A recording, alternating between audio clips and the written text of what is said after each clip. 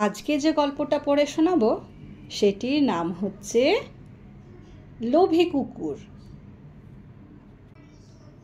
একদিন একটা কুকুর রাস্তা দিয়ে হেঁটে যাচ্ছিল।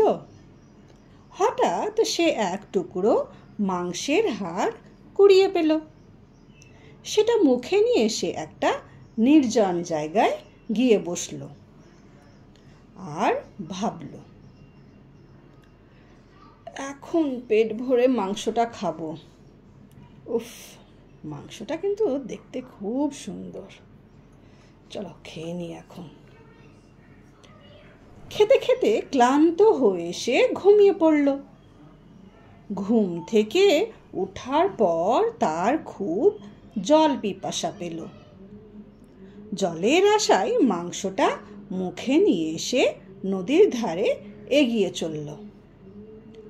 নদীর ধারে একটা সাঁকোর কাছে এসে সে জল খেতে গেল। তখন জলের মধ্যে সে তার নিজের ছায়া দেখতে পেল। মূর্খ কুকুর তখন ভাবল, ও পাশে তারই মতো আর একটা কুকুর মাংস মুখে নিয়ে দাঁড়িয়ে আছে। এই মাংসটাও কেড়ে নেবার জন্য তার খুব লোভ হলো।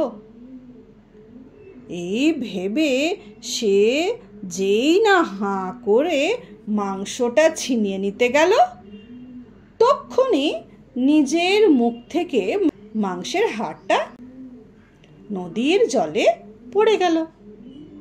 হতভম্ব কুকুর কিছু বোঝার আগেই জলের মধ্যে সেটা মিলিয়ে গেল। বোকা কুকুর। এই গল্পটা থেকে আমরা কি শিক্ষা পেলাম বলো তো?